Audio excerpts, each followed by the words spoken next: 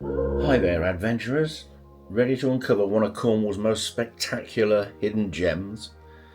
Today we're diving into the wild beauty of Perranporth Beach, and on the way back, tackling the jaw-dropping cliff-top walk from Perran Sands, where the golden shores and epic waves and rugged cliffs collide. And we're also going to discover the story of St. Piran, patron saint of Cornwall, and the creation of the Cornish flag.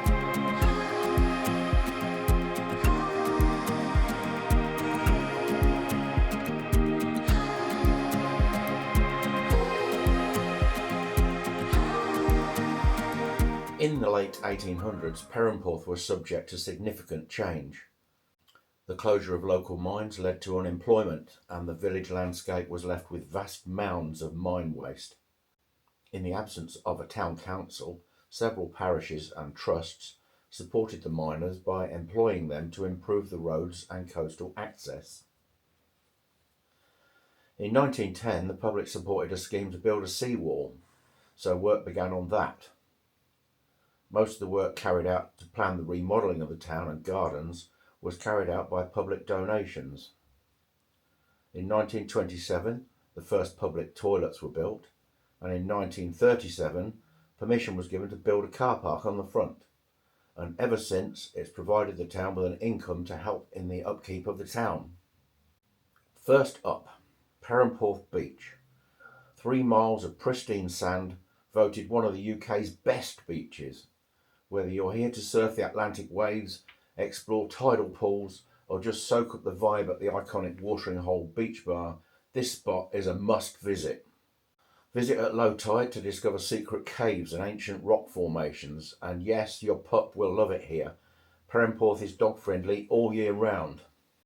The Chapel Rock Pool is a hidden gem in plain sight. This tidal sea pool invites wild swimmers, families, and those looking to brave the cold winter for a swim. Chapel Rock holds a captivating history. It was once believed to have a chapel on the top. The remnants of steps and a building can be seen in historic photographs. The Atlantic Ocean has eroded the rock's size over time, making it smaller today. Perched on Chapel Rock is a flagpole that proudly flies various flags, including St. Piran's flag of Cornwall, or sometimes the Union Jack. The pool was constructed in the 1960s by adding a concrete wall to the natural rock. Its water is refreshed by the tide twice a day, and it's very popular with families in the summertime. The best time to visit Perranporth Pool is during low tide, but be aware that the tide can come in quite quickly, so be careful. Now let's level up this adventure. Grab your boots, we're hiking the Perranporth to Perran Sands trail. Because we're here today at low tide, we're going to walk along the beach to Perran Sands, and then, depending on how the tide is on the way back, we'll come back on the cliff top. So look in the cave.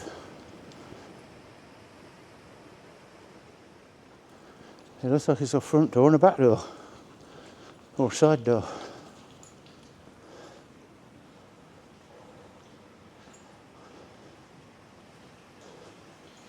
Oh, that's handy, isn't it? Well, maybe this could have been used for smuggling.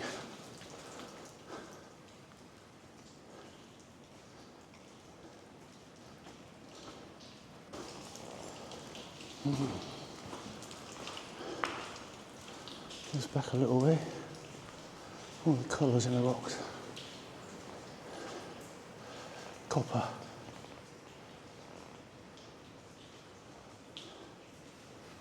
Yes.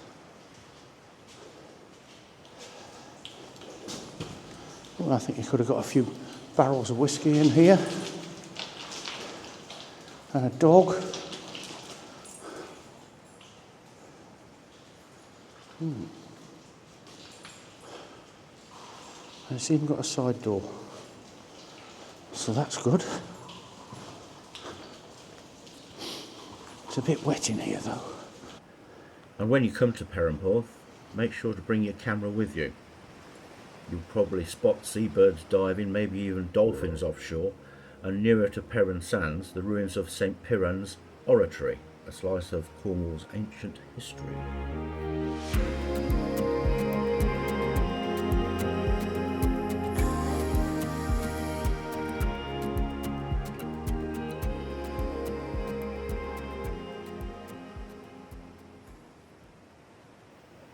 Boom! Meet Perran Sands.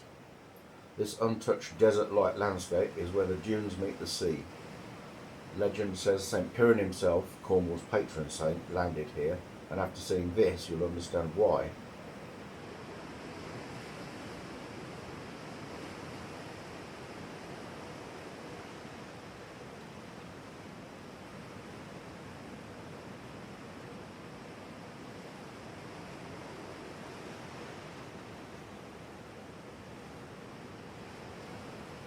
Half buried in the dunes of Penhale Beach are the remarkable remains of one of Britain's oldest Christian sites, the 6th century remains of an oratory established by Piran, an Irish saint who landed on the beach here after exile from his homeland.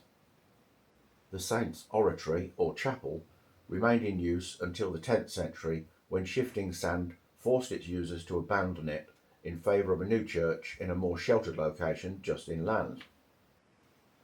That new church in turn was overwhelmed by the sand and was abandoned in 1804, leaving not one but 2 historic churches buried beneath the dunes. Both the oratory and St. Piran's Old Church, as it became known, were excavated in the late 18th century and are now open to be seen. Curiously, although the oratory is supposed to be very ancient, it wasn't written about until 1540, when it was mentioned by the Tudor antiquarian John Leland. According to legend, Piran was a 5th or 6th century Irish monk who already had a reputation of performing miracles. On one occasion, he supposedly brought back to life 6 of the king's musicians who had died the week before in a terrible storm and were still buried in mud, but his prayers revived them. King Angus of Munster confessed his sins to Piran and confided that he was bored with his wife Queen Ashnin and wanted to marry a younger, prettier girl from his court. Piran condemned this idea, so the king became so annoyed that he had him thrown from a high cliff with a millstone tied to his neck. Rather annoyingly for his enemy, Piran, instead of sinking, began to float on his millstone and headed across the sea towards Cornwall. After many days floating on this magical millstone, he landed on the beach here. They must have been stuck for a name for the place before that, because ever after it was named after the floaty, sanctified monk. So we have Perran Sands, Piran's Sands, and Perranporth, Piran's Porth. Porth just means cove or harbour, so the name stuck. To carry on St. Piran's completely believable story, apparently he built the chapel on the beach, and his first Christian converts were a wild boar, a fox, and a badger. Soon the news of his powerful preaching spread. Maybe the animals were like Disney animals and could all speak. Anyway, people began to travel from long distances away to see him preach, and stories spread about his miraculous powers. And this was years before Dr. Dolittle. St. Piran himself was said to be very fond of large feasts and good wine, so much so that legend even recounts that St. Piran died at the tender age of 206 after drunkenly falling down a well. The Cornish phrase, as drunk as a Perraner, is said to originate from St. Piran's penance for a good drink. St. Piran became the patron saint of Cornwall and also of tinners, although tin mining had been going on a long time before he showed up. The story goes that one cold night, Piran built himself a large fire in his cave on the beach and sat before it meditating. A big black rock that he had fashioned as his hearthstone suddenly started to melt and a stream of silvery metal ran from it. He called local people round to see it, and it seemed to them another miracle to see the bright metal coming from the black ore. Soon the miners of the parishes round about started digging and smelting tin and selling it to merchants from at home and abroad. Because of this legend, the Cornish flag we know today uses Piran's white cross on a black background. Some say it was symbolic of white tin against the black ore, and others prefer to think of it as Piran's shining spiritual truth against the darkness, probably of the heathens he had yet to convert. Who knows? After the oratory had been excavated in 1843, the local curate, William Haslam, rebuilt the altar and added an inscribed stone carved with Sanctus Piranus, the Latin for St. Piran. The place became quite popular with visitors, but they kept damaging the buildings and taking away pieces of stone as souvenirs. They tried putting railings around it, but the sand started covering it up again. So in 1910 the entire complex was encased in this hideous, ugly concrete structure that protects it. Continuing vandalism and souvenir taking made them decide to bury the whole thing in 1980. In 2015, St Piran's Trust re-excavated the building, though the concrete remains. Apparently St Piran's Church is mentioned in the Domesday Book in 1086, so it's been here a while.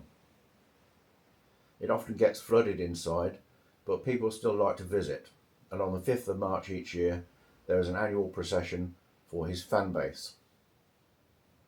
A short distance inland is St Piran's Old Church, which has now also been excavated, and beside it is one of the oldest Celtic crosses in Cornwall. Channel your inner explorer, sprint the dunes, hunt for wildflowers, or just lie back and listen to the ocean. Pure magic. So, what are you waiting for? Pack your sense of adventure and discover Perranporth. Whether you're here for surf, history, or Insta-worthy views, Cornwall's coast never disappoints. Hit subscribe for more UK travel inspiration and drop a like in the comments if you enjoyed this video and maybe if you're ready to explore. Till next time, keep wandering.